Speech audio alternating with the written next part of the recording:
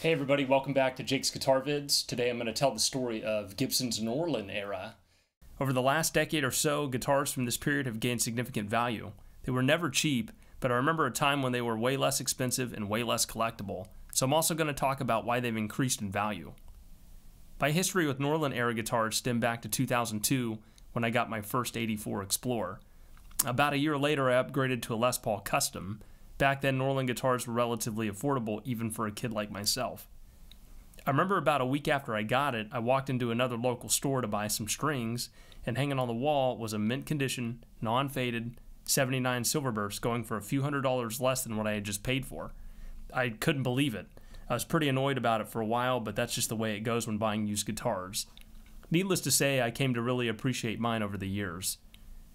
Certain models like the 84 Explorer, which I've talked about in detail on one of my other videos, were tougher to find, so the best place to look was usually a guitar show. I remember being at one show and asking around for some 70s T-top pickups, among other things, and one parts dealer joked that he didn't have any of those because he throws pickups from that era away. I knew he was joking, but that gives you an idea of what many thought of 70s guitars back then.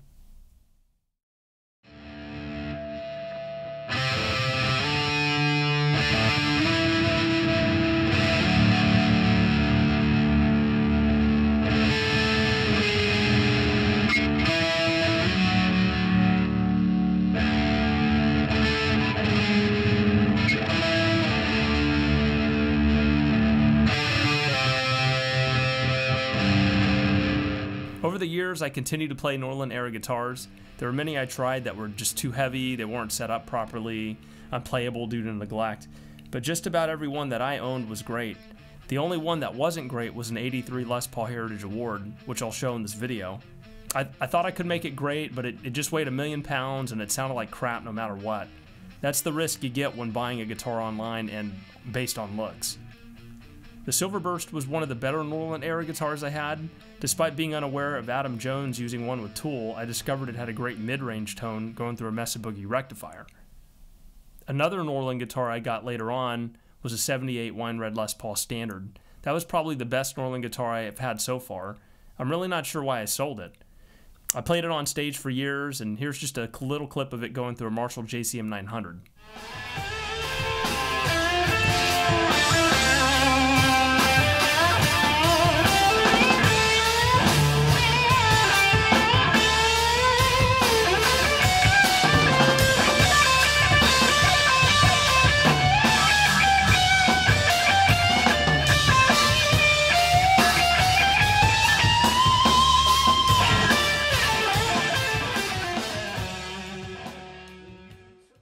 The roots of the Norlin Corporation stem back to the early 20th century. It all started when American tycoon Evermont Hope Norton co-founded the Ecuadorian Corporation, a holding company to protect his subsidiary companies from opposition of the Ecuadorian government and local business owners. Just prior to his death in 1961, Norton groomed his favorite grandson, Hope Norton Stevens, to take over the company. Norton succeeded his grandfather in 1962 as president and would later team up with his old friend from Harvard Business School, Arnold Berlin, to form Norlin Corporation in 1969. Arnold Berlin's father, Morris H. Berlin, was also a wealthy businessman. He was a self-made immigrant who acquired the Chicago Musical Instrument Company in 1920 and eventually Gibson around 1944. The Chicago Musical Instrument Company was a wholesale distributor of nearly 20 musical instrument companies throughout the 1940s, 1950s, and 1960s. By 1961, the company went public and was eventually traded on the New York Stock Exchange. When my father retired. Did he actually retire? He did. It's hard to believe, isn't it? He did. He CMI was acquired on a hostile basis by an outfit that ultimately became Norlin. And the folks who acquired us, and I guess invited my father to retire. But he was at that point 75 years old. And I think it gave him an easy way to step down, because I think he knew that people knew that the folks that had taken over the company had their own ideas, and as much as he was personally responsible for the success of this enterprise that they had acquired, they needed to I guess to dominate the situation, and so my father retired. It was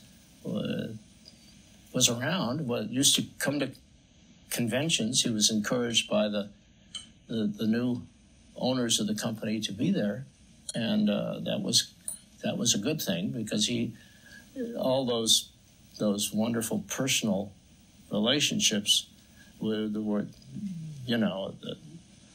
although I don't think the new owners fully understood how important those relationships were, they at some level understood it, and so his being around. The rest of us were asked to stay on. I was asked to stay on as the CEO, but it was never the same. I don't know how else to say it, and I think maybe that's just enough. Say it, that it was never the same again, at least certainly not for me, and not for most of the old-timers. I don't know what Link has told you about the situation. I'm trying to remember whether he was there at the time of the Norlin acquisition. I don't remember, but Link would know what I mean when I say it was never the same. It's likely that Arnold Berlin teamed up with his old Harvard friend Norton Stevens for two reasons. Stevens was financed greatly by his holdings in Ecuador, and Berlin's aging father, Morris, would not give up CMI so easily. The acquisition of CMI dramatically increased the value of Norlin Corporation's assets by 250%, from $52.8 million in 1968 to $130 million in 1969. The Norlin era unofficially began in 1969 when Berlin and Norton acquired CMI. The change in ownership almost immediately brought on major changes to Gibson's manufacturing process, which had many guitarists clinging to their Gibsons from the previous Golden McCarty era. Many of these changes in designs were considered unattractive, substandard in quality, and unworthy of collecting. One example of a major change is when Gibson started cross-banding the mahogany bodies as a measure to prevent warping. Such methods cut down time on the wood dehydration process and were generally more suitable for mass production. The benefit to consumers was that Norlin guitars were more affordable, in the 90s and 2000s, compared to vintage Gibsons. Most of these stereotypes had to do with Gibson's high production volume. In 1978, for example, Gibson made nearly 11,000 Les Paul Customs alone. Norlin likely had Gibson employees working at a much faster speed with less expensive raw materials in order to offset production costs. Cutting down costs on raw materials and production techniques like wood dehydration, which could take 1 to 2 years back then, definitely explains why many solid-body Norlin guitars are too heavy. Having said that, I've found that other models like the Flying V and the ES-175 were actually comparable to examples from the previous era. Cost-cutting measures implemented by the company also meant guitars required more pieces of wood for its construction than before. These pieces usually were not well matched or contoured. Gibson also did their best to retain and recruit knowledgeable craftsmen and women, many of which worked for Gibson during the McCarty era. Former employees have recalled that Norlin was constantly pumping money into Gibson, but this often meant working with new equipment and learning a new process on the fly. Oh, it was just what I wanted to do. And then I learned other things while doing the engraving. They brought in the pantograph, a huge machine. They bought it out of Chicago and a Colin. So then I also would sand on different inlays and stuff like that. But anyhow, I started cutting the inlays on that pantograph. And I had never run a pantograph, a huge machine, and no one there had ever run one of those. And when we brought it from Chicago and set it up, and I asked the guy, I said, well, no, how do I? And he said, I know nothing about it. He says, what you are going to do on this is not what it was designed for, actually. It's like a milling machine, I guess, or something. And he says, so there it is. Well, it was like trial and error. And as long as Gibson's had the money to buy the cutters, I, of course, enjoyed trying and making errors and learning. Former Gibson employee Mark Salgren recalled the struggle between production goals and instrument quality. Employees cared about every instrument as a creative piece of art, he stated, but higher-ups would come through and say 100 guitars needed to be built in one day. One could just see the conflict between quality and quantity. During the fall of 1973, CMI was restructured and changed to Norlin Musical Instruments. The recession between 1973 and 1975 forced the corporation to sell off both its remaining operations in Ecuador and its electronic units. The Norlin Corporation had invested in many different types of non-musical related operations, but by the early 70s, musical instruments accounted for over 60% of their sales. Because of this, Gibson opened another factory in 1974 and gradually shifted operations from Kalamazoo, Michigan to Nashville, Tennessee. Despite the challenges of mass production, Gibson did their best to continue to innovate and produce quality as Ted McCarty did in his era. Gibson took chances with pursuing new directions, innovating new models, and endorsing artists spanning many different genres. Despite all efforts, however, sales steadily declined throughout the 70s and 80s, as the company faced the Vietnam War, a national economic recession, high unemployment rates, an oil crisis, management reform, poor business decisions, competition of cheaper imports, and competition from domestic manufacturers. Aside from these factors, Berlin and his Harvard grad friends were unable to maintain key relationships with employees and merchants needed to keep the company profitable. By the 1980s, the company was in financial trouble. A new generation of guitar players were generally more interested in sounding like Eddie Van Halen, and something like an old Les Paul suddenly wasn't cool anymore. Gibson attempted to cater to both young and old audiences by offering traditional guitars from their past and sleeker new models, but sales ultimately declined and the company eventually declared bankruptcy. The Kalamazoo factory, which once employed 1,600 people during peak years in the 1960s, had been reduced to operating with just 44 employees by 1982. Just a decade before, Gibson was pushing out $2.5 million in sales with only one factory, and now it was only pulling in $1.2 million in sales with two factories. Gibson continued to struggle making profits for a little while, but on June 29, 1984, it shut the doors to the Kalamazoo factory for good. Fortunately, some of the former key Gibson employees were able to recover and carried on building instruments at the factory as Heritage Guitars in 1985. That same year, the Rooney Pace Group acquired Gibson Guitars. They continued to operate under the Norlin name, but after another year of continued mismanagement, Gibson was sold to Henry Juskowitz and his Harvard Business School classmates, David H. Berryman and Gary A. Zabrowski, for just $5 million. The nearly bankrupt company eventually made a comeback thanks to Juskowitz and his team, but that's a story for another time. Surely Gibson's innovations during the Norlin era far surpassed the original vision of founder Orville Gibson. Regardless of the criticisms, Gibson operated in the spirit of Orville during the Norlin era by pushing boundaries and continuing to innovate. There's a quality guitar made, and I think so many guitars are just pumped out, and they say, well, it's the guitarist, it's not the guitar. Bullshit, it's the guitar.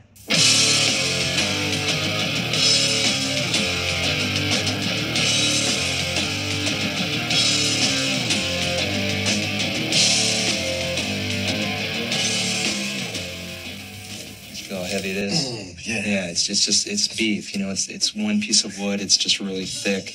I couldn't hold that roll for 1 hour, I think. Yeah, it gets Does it get tiresome? Yeah. I mean, you see Jimmy Page, I guess he's permanently tweaked now from having, one of these around his neck all the time.